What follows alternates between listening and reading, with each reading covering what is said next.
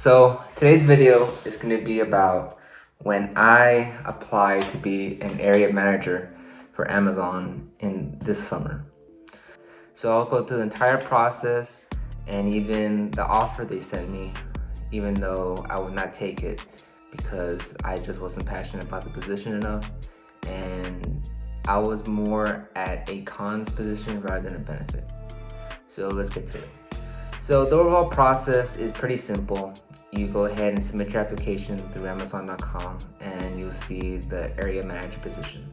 During this time period, I believe when I took it, you would need to take an assessment exam to showcase, I guess, your organization skills and your basic critical thinking.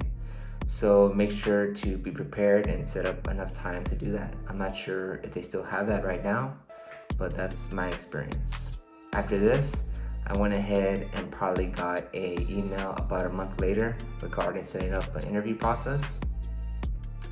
And they sent me an email stating what I should look at, basic company policy, the basic general interview once you get out of college, questions and procedures and so on. And the interview would be broken down into 3 different individuals you would speak with. I went ahead and talked to 2 people through video, 1 on the phone, and it was an experience that is a little bit more difficult as compared to the other interviews, but the general idea is pretty much the same. But other than that, it's pretty much generally the same. Then after that, I was able to get the position a couple of weeks, about 2 weeks later, with my offer letter.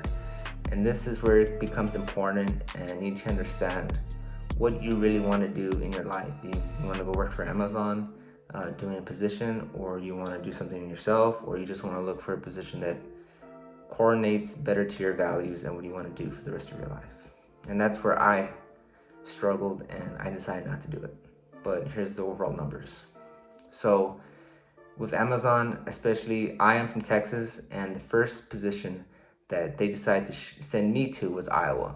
So being from Texas, going all the way to Iowa, South Texas specifically, it is a far distance and the weather is completely different, and in general, it wouldn't be a good transition for me to begin with. But other than that, the second thing is they would also give you a sign-on bonus, which is $5,500, which is pretty good, but you also have to pay taxes on that too.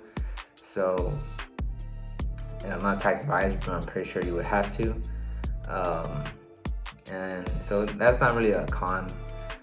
But the third one was the lump sum payment. So if you would have to travel anywhere, they would give you a lump sum of $7,000. And this is where I found it to be kind of a setback. Because for this position, you are an employee at will, meaning that if something goes wrong, or they don't like you that well, or something happens to you, they cut you loose, and then you have to repay those $7,000. And those $7,000 will probably go all to rent that first year you're there. And so you're gonna have to be basically working to pay off that $7,000 to stay there or move back, and that was just not a very good situation, especially moving all the way to Iowa. So that was another thing I didn't like. So I took this into consideration, and I was like, I had to really reflect on myself, especially going through these times, what I really wanted to do. So at this, I really began thinking about it. Would I really want to do this in 5 years? Would I wake up every single morning and feel passionate about what I'm doing? And is this what I really want to do? So with this, I decided no, I don't want to do this. I don't want to do it because I'm already pushed through a setback, owing the company $7,000. If for some reason I don't make it over there or something happens, I don't want to be in the negative already. Second of all, it is towards a management position, which is an awesome opportunity to lead people. But at this point in time, as a student out of a school for engineering, I feel that I would want a role more in the engineering field so I can develop those skills in that particular field. So it wouldn't be a best fit for me at that time. And Second of all, Amazon is a great company. It does a lot in terms to being able to provide services and all these things to the industries. And I fully recommend, if you want to apply for the position, go ahead and apply, just to make sure you really analyze the position and what you're going to give up in order to take it. And that was one of my, what I learned doing that, because I had a position before this that I really hated. It was so boring. It was an engineering job, but it was similar to that of Office Space, where you would just sit in a cubicle all day, perform Excel sheets, and it was so boring, and I really hated it. And I'm glad that I was able to leave that place, and I'm just thankful that now I do have a job doing work that I've done before, and it's paying me a decent amount, and I don't have as much as expenses as compared when I was living where my first job was.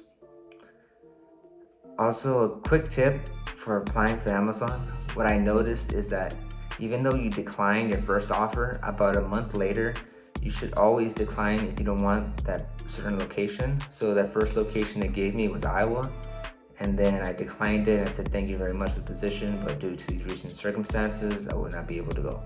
I said, okay. And then about a month later, they sent me another offer letter for another location. It was Arizona, but due to the same reasons I mentioned, I didn't want to go. So with that, if you have any questions about the overall interview process, the overall experience in the interview, the overall forms, the payments, and anything like that, please leave a comment down below. Leave a like on the video, and I'll send out more career experiences that I've experienced being out of college and since 2019, and then getting hit by coronavirus and just struggling on finding ways to generate income, especially with me trying to develop a drone business. That's one of the main factors that I'm trying to build up right now.